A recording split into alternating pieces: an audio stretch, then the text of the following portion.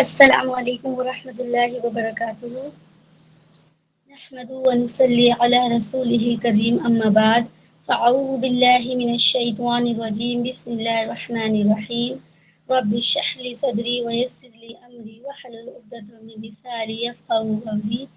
يا حي يا قيوم برحمتك أستغيث حسبي الله ونعم الوكيل ربي زدني علما أعوذ بالله من الشيطان الرجيم بسم الله الرحمن الرحيم الذين يقولون الربا لا يقومون إلا كما يقوم الذي يتخبطه الشيطان من المس ذلك بأنهم قالوا إنما البيع مثل الربا وأحل الله البيع وحرم الربا فمن جاءه موعظة من ربه فانتهى فله ما سلف وأمره إلى الله ومن عاد فأولئك أصحاب النار هم فيها خالدون يمحق الله الربا ويربي الصدقات والله لا يحب كل كفار أثيم صدق الله العظيم اللهم اجرني من النار. سورہ بقرہ آیت نمبر 275 276. جیسا کہ ہم پریویس آیت میں جو پہلے جو آیتیں پڑھ چکے ہیں اس میں تمام میں ہم نے مال خرچ کرنے کے بارے میں پڑھا کہ اللہ تعالیٰ کی راہ میں دینا ہے، اللہ تعالیٰ کے لیے، اللہ تعالیٰ کی خوشنودی رضا کے لیے لوگوں کو دینا ہے.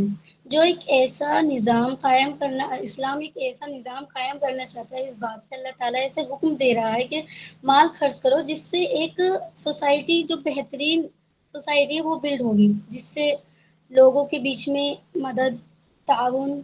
اور شفقت اور اخوت اور محبت کے جذبات جو ہے وہ ابھریں گے اور ایک دوسرے کی مدد ہوگی. یہ ایک ایسا نظام ہے جو بہترین نظام ہے، جو ایک دوسرے کی اللہ کی راہ میں خرچ کرنے کی بہترین جو ہے بات ہے. وہ اللہ کی راہ میں جو خرچ کریں گے وہ ایک ایسا نظام ہوگا جس سے ایک دوسرے کی مدد ہوگی، جس سے ایک دوسرے کی پریشانیاں دور ہوں گی اور ایک دوسرے کے لیے وہ لوگ سوچیں گے اور پیار اور محبت سے ایک دوسرے کو دیں گے. اور کس لیے؟ صرف اللہ کی رضا کے لیے. جو وہ مال کما رہے ہیں حلال مال، وہ اللہ کی راہ میں دیں گے. اللہ تعالیٰ ابھی تک یہی حکم ہمیں دے رہا ہے. اور یہ مال جو ہوتا ہے یہ آزمائش ہوتی ہے انسان کے لیے. اگر کم ہے تو وہ بھی آزمائش ہے کہ وہ اس پر صبر کرے، اور اگر زیادہ ہے تو وہ بھی اس پر آزمائش ہے کہ وہ کس طریقے سے خرچ کرے گا اور بڑھانے کے لیے وہ کیا کرے گا. تو یہاں پر ہم جتنی بھی پہلے آیتیں پڑھ چکے ہیں وہ یہی ہے کہ اللہ کی راہ میں خرچ کرو. اب جو آیت آئے ہیں 2 اور آگے بھی جو آیتیں وہ ہے ربا کی. ربا مطلب سود. اس میں جو سود ہوتا ہے یہ انسان کو کھپتی بنا دیتا ہے، پاگل بنا دیتا ہے، انسان کو پیسوں کے پیچھے بھاگنا سکھاتا ہے، جو اسلام کے بالکل خلاف ہے. اسلام ایسا کوئی بھی نظام قائم نہیں کرنا چاہتا جو انسان کو ایک دوسرے سے الگ کرے اور ایک دوسرے کا دشمن بنائے، باغی بنائے، جو ایک دوسرے سے عداوت سکھائے. اسلام کی فطرت سے ہی بالکل خلاف ہے سود کا نظام. تو اس لیے اللہ تعالیٰ نے اس آیت میں اسے بالکل حرام قرار دیا ہے، سود کو، ربا کو. جو ربا ہے یہاں پر لفظ آیا ہے الذی یأکلون الربا، یہ بالکل حرام ہے. تو ہم پہلے جان لیتے ہیں ربا کے معنی کیا ہوتے ہیں. ربا کے معنی ہوتے ہیں، اصل جو لفظ ہے وہ ربا ہی ہے. ہمارے ہاں جو سود اردو میں کہتے ہیں، مگر جو اصل معنی ہے وہ ربا ہی ہے، جس کے معنی ہوتے ہیں شریعت میں اور لغوی معنی ہے بڑھوتری، زیادتی، کسی چیز میں زیادہ ہونا. اور اگر ہم عام لینگویج میں دیکھیں، جیسے کہ ایک انسان بینک میں یا کہیں پر پیسے رکھے اور اس میں کوئی بھی محنت، کوئی بھی ذہانت کچھ نہ ہو، اور وہ ایکسس حاصل کرے، ایکسٹرا حاصل کرے، اپنے جو असली पैसे हैं, जैसे हमारे पास 50,000 है और उसने बैंक में रख दिए या फिर किसी को दे दिए और वो उसका 10 या 12% उसे मिलता है फ्री में, उसका कोई भी मेहनत, कोई भी एफर्ट्स उसमें नहीं लगी, तो उसे ही जो 10 और 12% या उससे भी ज्यादा उस इंसान को मिलेगा, एक्सिस जो मिलेगा, एक्स्ट्रा जो मिलेगा, तो वही इंटरेस्ट है, वही सूद है, वही रिबा है, उसे ही रिबा कहते हैं, जो इंसान की बगैर मेहनत से उसे मिले। तो हमने यहाँ पर समझा कि रिबा क्या है। रिबा एक ज्यादा ज्यादा चीज को कहते हैं, मतलब जो एक्स्ट्रा हमें मिलता है बिना हमारी मेहनत के, बिना कोई तिजारत करे हुए हमें जो पैसा मिल रहा है उसे ही रिबा कहते हैं। और इसकी हदीस में भी बहुत ज्यादा वहीद आई है कि इसके लिए लोग भागते हैं, उसके उस जो मतलब ये शराब, जुआ और जिना से भी हजारों सैकड़ों गुना हराम करार दिया गया है। इसका सबसे जो निचला हिस्सा है, जो सबसे निचला हिस्सा है वो ये है कि इंसान अपनी माँ से जिना करे, मतलब अपनी माँ से शादी करे, और जो अपनी कभी भी अपनी माँ से शादी करना ये हराम है। तो हदीस में आता है, हजरत अब्दुल्ला बिन मसूद रदी अल्लाह अन्हु ने नबी सल्लल्लाहु अलैहि वसल्लम से रिवायत किया कि आप सल्लल्लाहु अलैहि वसल्लम ने फरमाया, सूद के 73 दर्जे हैं। सबसे कम दर्जा, किसी हदीस में 70 भी आता है, सबसे कम दर्जा उस गुनाह की मिस्ल है कि कोई आदमी अपनी माँ के साथ निकाह करे या फिर निकाह मतलब जिना ही करे, और ये सबसे बढ़कर सूद की किसी मुसलमान की आबरूरेजी करे, उसकी इज्जत पर हमला करे। एक जो सबसे कम दर्जा है वो ये है कि वो अपनी माँ के साथ जिना करे, निकाह करे, और जो सबसे सबसे बढ़कर दर्जा है वो ये है कि सूद किसी मुसलमान मतलब मुसलमान की इज्जत पर हमला करे, उसकी चुगली करे, उसकी गीबत करे। तो ये हदीस में आता है कि मतलब वो गुनाह इतना बड़ा है कि जो जिना से भी बड़ा है। मतलब ये सब भी चीजें हराम है, शराब भी हराम है, मगर ये कहा गया है, उल्मा कहते हैं कि ये सबसे बड़ा गुनाह अल्लाह ताला ने करार दे दिया। इस निजाम को, इस रिबा को अल्लाह ताला ने मुतलकन हराम कर दिया,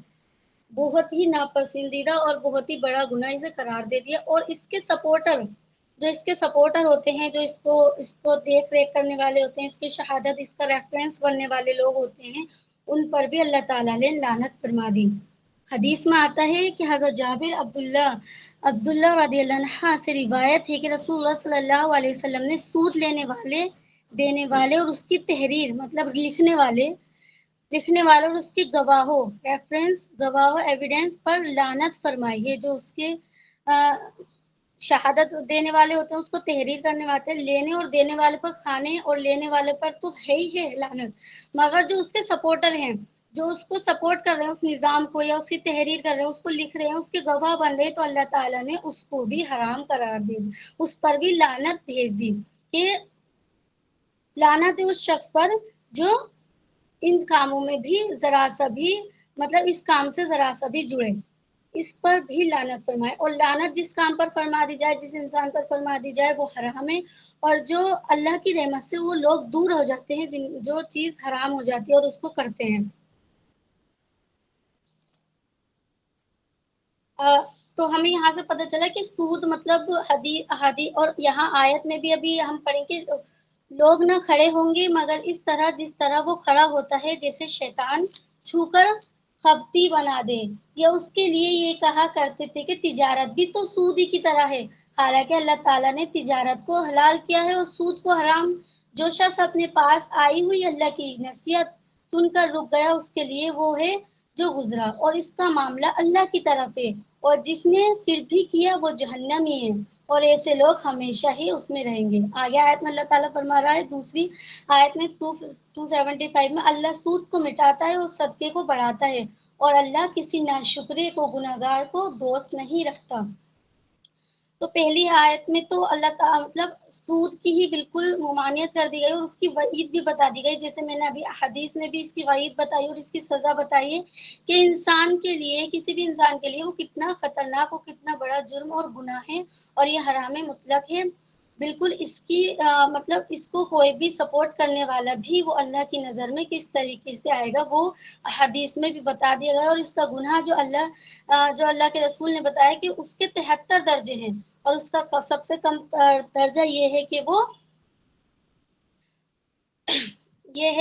وہ اپنی ماں سے زنا کریں۔ اور یہاں پر آیت میں آ رہا ہے الذین یقولون الربا لا یقومون الا کما یقوم الذین یتخبطہ الشیطان، سود خور، ربا خور لوگ نہ کھڑے ہوں گے مگر اس طرح جس طرح وہ کھڑا ہوتا ہے جیسے شیطان چھو کر خپتی بنا دے۔ یتخبطہ مطلب خپتی کہتے ہیں پاگل انسان کو، مینٹل انسان کو کہتے ہیں، جس کا مائنڈ نشٹ ہوا ہوتا ہے تو اسے کہتے ہیں خپتی۔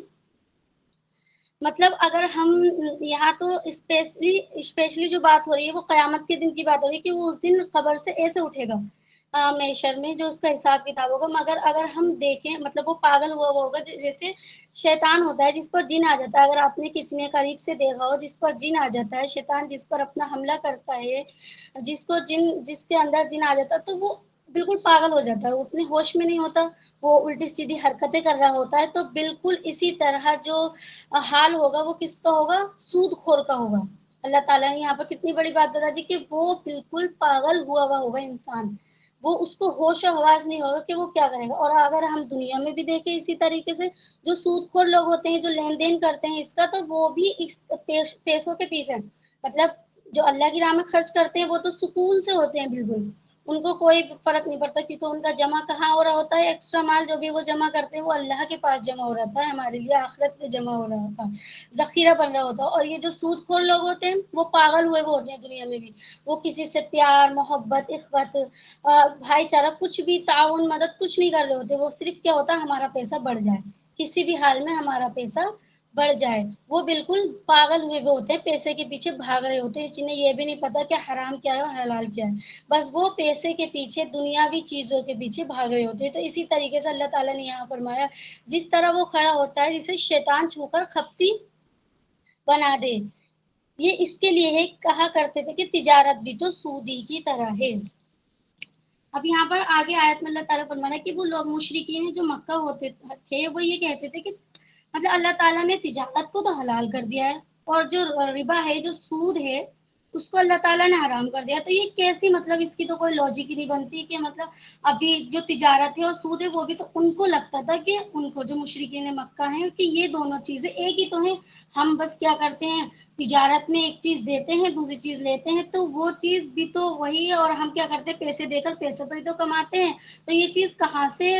لاجک بنتا ہے کہ یہ چیز حرام ہے؟ مگر اللہ تعالیٰ نے یہاں پر فرما دیا وَأَحَلَّ اللَّهُ الْبَيْعَ وَحَرَّمَ الرِّبَا، مطلب اللہ تعالیٰ نے یہاں پر فرما دیا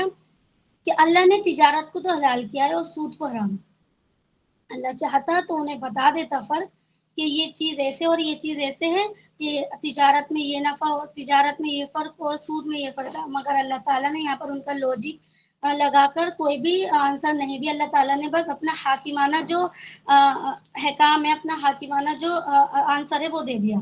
وَأَحَلَّ اللَّهُ الْبَيْعَ وَحَرَّمَ الرِّبَا، مطلب ہم نے جو ہے تجارت کو تو حلال کیا ہے اور سود کو حرام۔ اب یہ تمہارا فیصلہ ہے کہ کون اللہ پر یقین لاتا ہے، کون اس کے رسول پر ایمان لاتا ہے اور اللہ پر ایمان لاتا ہے، کون ہے وہ شخص جو ہم نے کہہ دیا جو ہمارا حکم تھا وہ مانے، مطلب ہم نے تو کہہ دیا کہ تجارت حلال ہے تو حلال ہے، اب تم اسے کرنا چاہو تو کرو نہ کرنا چاہو تو نہ کرو، حلال مانو مانو نہ مانو تو مت مانو، یہ ہمارا فیصلہ نہیں ہے۔ اور سود کو ہم نے حرام کر دیا، مطلب حلال ہے تجارت تو یہ تو ہمارا فیصلہ ہے، اور سود کو ہم نے حلال کر دیا سود کو ہم نے حرام کر دیا تو یہ بھی ہمارا فیصلہ ہے، ہم چاہیں تو کچھ بھی کریں، اللہ تعالیٰ نے یہاں پر ان کا لاجک والا مطلب سینس نہیں بنایا کہ مطلب ہم یہ کر دیتے اور تجارت ایسے اور تجارت ویسے، تجارت میں یہ فائدہ ہوتا ہے تجارت میں لوگ جڑتے ہیں، ایسا نہیں، اللہ تعالیٰ نے بس اپنا حکم بتا دیا۔ اب اطیعوا اللہ و اطیعوا الرسول، کون ہے جو اللہ اور اس کے رسول کی اطاعت کرے، کون ہے جو اللہ کو مانے، کون ہے جو اللہ پر ایمان لائے، اور جو اللہ پر ایمان نہیں لائے گا جو اللہ کو نہیں مانے گا وہ تجارت کو بھی حرام کر دے گا اور حلال کر سکتا ہے۔ اور سود کو بھی حلال کر سکتا ہے اور اس سے بچ بھی سکتا ہے. تو بس اللہ کا حکم یہاں پر اللہ تعالیٰ نے اپنا حاکمانہ جو انداز تھا وہ بیان کر کر اس کا آنسر دے دیا کہ بس ہم نے تو کہہ دیا تجارت حلال ہے تو حلال ہے اور سود حرام ہے تو حرام ہے. اب جو چاہے اللہ کا بندہ بن جائے، جو چاہے اللہ کی خوشنودی کے لیے اسے چھوڑ دے اور اپنی راہ راست پر آ جائے، اور جو چاہے اس کا یوز کرتا رہے اور اللہ سے دور ہوتا رہے. اور اللہ تعالیٰ نے آگے یہاں پر فرما دیا جو شخص اپنے پاس آئی ہوئی اللہ کی نصیحت سن کر رک گیا اس کے لیے وہ ہے جو گزرا. مطلب ایسا ہے کہ جس شخص نے، کیونکہ اس زمانے میں جو قرض لیے ہوئے تھے یا سود لیے ہوئے تھے تو وہ سوچ رہے تھے کہ اب ہمارا مطلب کیا ہوگا. جو اللہ کے نیک بندے تھے تو وہ سوچ رہے تھے مطلب ہم نے تو سود کھا لیا ہے کہ ہمیں وہ واپس دینا پڑے گا، یہ جو سود ہمارے پاس ہے، جو اس کا مال ہمارے پاس بچا ہوا ہے وہ واپس دینا پڑے گا. تو اللہ تعالیٰ یہاں پر فرما رہا ہے جو شخص اپنے پاس آئی ہوئی نصیحت کو سن کر رک گیا، مطلب جو اللہ تعالیٰ کا احکام ہے کہ تجارت تو حلال ہے اور سود حرام ہے، تو جو نصیحت یہ سن کر جو میرا احکام سن کر رک گیا تو اس کے لیے سن کر رک گیا اس کے لیے وہ ہے جو گزرا. مطلب اللہ تعالیٰ اسے معاف کرنے والا ہے، اللہ تعالیٰ اس کو بخشنے بھی والا ہے. اللہ تعالیٰ سے کوئی توبہ کرے،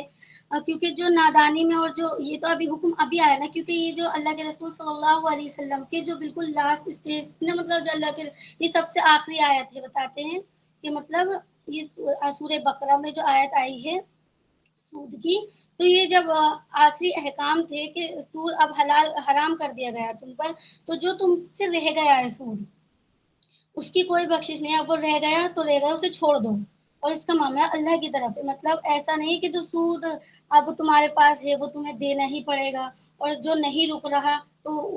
اس کو بھی اللہ تعالیٰ معاف کر دے گا. اللہ تعالیٰ نے یہاں پر فرمایا اور اس کا معاملہ اللہ کی طرف، اللہ چاہے تو اسے معاف کر دے اور اللہ چاہے تو اسے نہ معاف کرے. اور آگے اللہ تعالیٰ فرما رہا ہے اور جس نے پھر بھی کیا وہ جہنمی ہے. اگر وہ اس سے نہیں رکا، اللہ کی نصیحت سن کر نہیں رکا، تو وہ پھر بھی کیا ہے، وہ جہنمی ہے. اتنی بڑی وعید اللہ تعالیٰ نے بتا دی، وہ جہنمی، اور ایسے لوگ ہمیشہ اس میں ہی رہیں گے. اصحاب النار فیہا خالدون، کہ وہ جہنم ہی رہیں گے. اللہم اجرنی من النار، ہم سب کو اس جو سخت وعید ہے اس سے بچنے کی توفیق دے اور اللہ تعالیٰ سودی نظام سے ہمیں بچائے. اب ہم جان لیتے ہیں سود کی جو قسمیں ہوتی ہیں وہ دو ہوتی ہیں، ایک سود ربا، ربا الفصل ہوتی ہے، اور ربا الثانیہ نسیہ. ربا الفصل اس ربا کو کہتے ہیں، اس سود کو کہتے ہیں جو تیلی یا وزنی اشیاء جو ہوتی ہے، چیز ہوتی ہے، اس میں کمی بیشی یا نقد ادھار کی وجہ سے ہو. یہ اس کا مطلب دو طریقے کے ہوتے ہیں. ایک تو ہوتا ہے ربا نسیہ اور ربا الفصل. اور ربا الفصل کہتے ہیں کہ مطلب جو بھی چیز ہے اس کو برابر دیا جائے، اس کو ہاتھوں ہاتھ دیا جائے، یدن ب یدن دیا جائے. حضرت حدیث میں آتا ہے اس کی جو تفصیل ہے اس کو ربا حدیث بھی کہتے ہیں. حضرت عبادہ بن صامت رضی اللہ عنہ سے روایت ہے کہ رسول اللہ صلی اللہ علیہ وسلم نے فرمایا سونا سونے کے عوض ہے، گندم گندم کے عوض ہے، جو کے عوض ہے، اور کھجور کھجور کے عوض ہے، اور نمک کے عوض ہے، ایک دوسرے کی طرح برابر ہو اور یدن ب یدن ہو، نقد ہو، ہاتھوں ہاتھ ہو. مطلب پہلے ہم نے یہ سمجھا کہ سود کیا ہے، پھر اللہ تعالیٰ نے جو آیت میں فرمایا، پھر اب ہم یہاں پر بتا رہے ہیں کہ مطلب سود کی جو قسمیں ہیں وہ دو طریقے کی، ایک ربا الفصل اور ربا النسیہ. تو ربا الفصل وہ ہے کہ جو مطلب جیسی اشیاء ہے اس کو اس کے برابر ہی دیا جائے، اس کی کوالٹی اور کوانٹٹی برابر ہو، ایک جیسی ہو، اس کا جو تبادلہ ہو وہ ایک جیسا ہو اور ہاتھوں ہاتھ ہو. اور جو دوسری جو قسم ہے وہ ہے ربا النسیہ. مطلب اس کا جو معنی ہے وہ یہ، اس طریقے سے کوئی بھی شخص، جو قرآن میں بھی بتایا ہے کہ کوئی بھی شخص کوئی بھی انسان کسی کو پیسے دے ادھار کے طور پر، وہ دے اسے 100 روپے اور وہ کہے کہ ایک مدت کے لیے 6 مہینے یا 5 مہینے میں مجھے تم یہ 125 کر کے دینا. یہ کسی نے 50,000 دی، زیادہ رقم دی، اور وہ کہے کہ تم مجھے اب اس کا 50 کا سے زیادہ دینا، 1 لاکھ دینا، تو اس کو ہی کہتے ہیں ربا النسیہ، سود. مطلب یہ نسیہ جو ہے یہ یہی ہے کہ جو بڑھا کر رقم دے، جو ایکسٹرا دے. جو میں نے پہلے بھی جو سود کا اصل معنی ہے بڑھوتری، ربا کا معنی ہے بڑھوتری، تو یہ اس کی ہی قسم ہے کہ مطلب کوئی بھی قرض دیا جائے کسی بھی انسان کو اور پھر وہ اس سے بڑا کر لیا جائے، تو یہی ہے ربا النسیہ۔ اور یہ دونوں مطلب سبھی طریقے کے بالکل حرام ہے۔ ایک قول میں حضرت علی رضی اللہ عنہ کی قول میں ہے کلو قرض جر منافۃ فہو ربا، جو بھی قرض دیا جائے اور اس پر نفع لیا جائے تو وہ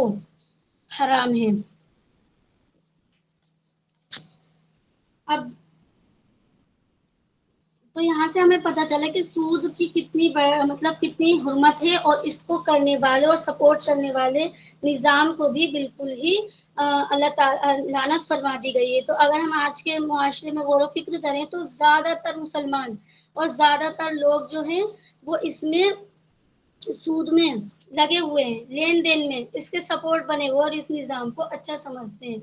اور اس نظام کے لیے چاہے وہ بہت سے کہتے ہیں کہ ہم قرض جو لے رہے ہیں اپنے ذاتی ضرورت کے لیے لے رہے ہیں تو یہ اللہ تعالیٰ ہمیں معاف کر دے گا، اور بہت سے لوگ کہتے ہیں کہ ہم بزنس میں لگانے کے لیے لے رہے ہیں، تو بزنس میں لگانے کے لیے لے رہے ہوں یا پھر ذاتی ضرورت کے لیے لے رہے ہوں کہ ہم مطلب غریب ہیں ہمارے کام نہیں نکل پا رہے، تو وہ بھی حرام ہے، چاہے کچھ بھی ہو، کیونکہ اللہ تعالیٰ نے آزمائش کس لیے رکھی ہے؟ اس لیے تو رکھی ہے کہ ہم پر کمی آئے، ہم پر کمی پیشی ہو تو ہم اس پر صبر کریں اور اللہ تعالیٰ ہم پر اس کا اجر دے۔ تو یہی تو ہے مطلب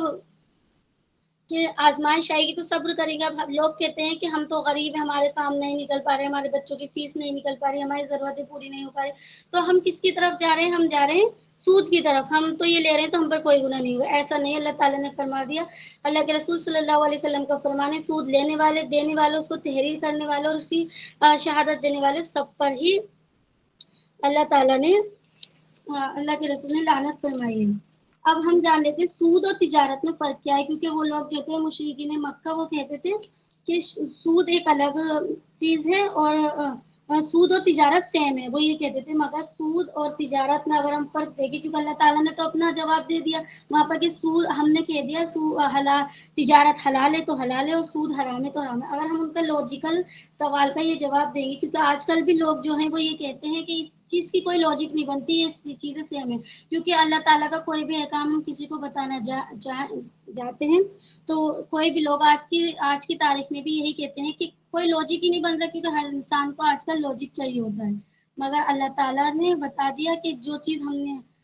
فرما دی ہے وہ ہی اس کا حکم ماننا ہی اللہ کی رضامندی ہے۔ تو تجارت ایک ایسی چیز ہے جس میں سرمایہ لگتا ہے، جس کے بیچ میں کوئی نہ کوئی چیز ہوتی ہے، جیسے اگر ہم کوئی کاروبار کریں گے، اگر ہم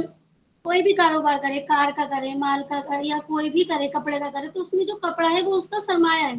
دوسرے والے کو بھی اس سے فائدہ پہنچ رہا ہے اور سامنے والے کو بھی، آمنے دونوں کو ہی فائدہ پہنچتا ہے، تو یہ تجارت ہوتی ہے۔ اور سود جو ہوتا ہے وہ صرف ایک دفعہ ہی انسان کو فائدہ پہنچ جاتا ہے۔ فائدہ کیا مطلب ایک انسان کو اس میں نقصان ہوتا ہی ہوتا ہے، چاہے وہ کسی بھی طریقے سے ہو، کیونکہ سامنے والا جو ہے وہ صرف پیسہ دے دیتا ہے اور اس کی جو اماؤنٹ جو ایکسس ہوتی ہے، جو زیادہ ہوتی ہے وہ آتی رہتی ہے، ایکسٹرا منی جو آتی رہتی ہے، تو اس میں ایک انسان غریب ہوتا ہی رہتا ہے اور ایک انسان جو ہے وہ امیر ہی ہوتا رہتا ہے۔ تو جو سود ہے اس میں جو ہے نفع ہی نفع ہوتا ہے، اس میں کہیں پر بھی نقصان ہوتا ہے وہ کہیں پر بھی نہیں ہو سکتا، تو یہی تجارت جو ہوتا ہے وہ ایک نقصان بھی دیتا ہے اور نفع بھی دیتا ہے، تو یہ ہماری تقدیر کے اوپر ہوتا ہے کہ وہ نقصان دے تو بھی ہماری تقدیر میں ہے اور نفع دے تو بھی ہماری تقدیر میں، اور جو سود ہے تو وہ اس کے برخلاف ہے، وہ ایک انسان کو غریب کر رہی ہوتی ہے اور ایک انسان کو امیر کر رہی ہوتی ہے۔ اور جو تجارت ہے وہ ایک ایسا سسٹم ہے جو چین کی طرح ہے، جو اگر ایک تجارت کر رہا ہوتا ہے، ایک چیز میں لگا ہوا ہوتا ہے، تو دوسرا بھی اس میں ہی مطلب اس چین میں آ کر اس سے فائدہ اٹھا رہا ہوتا ہے۔ اگر ہم دیکھیں کہ ہم کار کا کام کرتے ہیں یا پھر کوئی کپڑے کا کام کرتے ہیں، تو اس سے کتنے جنوں کے روزگار کھلتے ہیں، تو کتنے لوگوں کے اس سے فائدہ ہوتا ہے، تو یہ تجارت کا معاشی جو اکنامک سسٹم ہوتا ہے وہ بہت ہی اسٹرانگ کرتا ہے، اور سود جو ہوتا ہے وہ انسان کو نقصان ہی نقصان دیتا ہے۔ تجارت میں خوف ہوتا ہے کہ مطلب اس میں انسان بڑھوتری بھی کر سکتا ہے اور گھاٹا بھی ہو سکتا ہے، اور جو سود ہے وہ انسان کو، جو سامنے والا انسان ہے جس نے پیسے دیے ہوتے ہیں، وہ اس کو نفع ہی نفع دیتا ہے اور سامنے والے انسان کو گھاٹا دیتا ہے۔ تو یہ چھوٹا مختصر سا سود اور تجارت میں فرق تھا۔ تو اب آگے کی آیت میں، اگلی آیت میں اللہ تعالیٰ فرما رہا ہے، اللہ تعالیٰ سود کو مٹاتا ہے اور صدقے کو، اللہ تعالیٰ سود کو مٹاتا ہے اور صدقے کو بڑھاتا ہے۔ تو बज़ाहिर हम देखें तो सूद वाला जो इंसान होता है वो करोड़पति हो जाता है, वो लखपति हो जाता है, वो अमीर हो जाता है, तो वो तो अमीर लगता है बज़ाहिर, ज़ाहिरी तौर पर लगता है, मगर आखिरत में उसका कोई हिस्सा नहीं होता। और सदका जो होता है वो ज़ाहिरी तौर पर हमें दिखता है कि वो घटता है, मगर ऐसा नहीं होता, अल्लाह के पास वो जमा हो रहता है। तो इसी तरह अल्लाह ताला फरमाता है कि अल्लाह ताला सूद को मिटाता है और सदक़े को बढ़ा देता है। सदक़े को कैसे बढ़ाता है कि बहुत सी जो चीज़ होती है, हमारी जो मुसीबतें होती हैं वो टाल देता है अल्लाह ताला। जो हमारे ऊपर आफ़ात आनी होती हैं, जो हमारे पास बीमारियाँ होती हैं, तो अल्लाह ताला उसे भी रोक देता है सदक़े के ज़रिए, और अल्लाह ताला के यहाँ ये हमारा जमा भी हो रहा होता है। तो अल्लाह ताला सूद को मिटाता है, चाहे वो अपने कितना भी सदका दे दे अल्लाह की राह में, अल्लाह ताला को सिर्फ़ हलाल माल और हलाल रोज़ी ही पसंद है। और आगे फरमा रहा है अल्लाह ताला, और अल्लाह किसी नाशुक्रे और गुनहगार को दोस्त नहीं रखता। अल्लाह ताला कोई ऐसे इंसान को और कोई ऐसे गुनहगार जो अल्लाह के अहकाम को की धज्जियाँ उड़ा रहा हो, अल्लाह के अहकाम को नहीं मान रहा हो, तो अल्लाह ताला ऐसे नाशुक्रे, क्योंकि जो सूदखोर होते हैं वो हर टाइम पैसे के पीछे भाग रहे होते हैं और वो नाशुक्री कर रहे होते हैं और वो गुनहगार हो रहे होते हैं अल्लाह ताला के, तो अल्लाह ताला ऐसे लोगों को दोस्त नहीं रखता। इन दोनों आयतों का कंक्लूजन यही निकलता है, इनका यही खुलासा निकलता है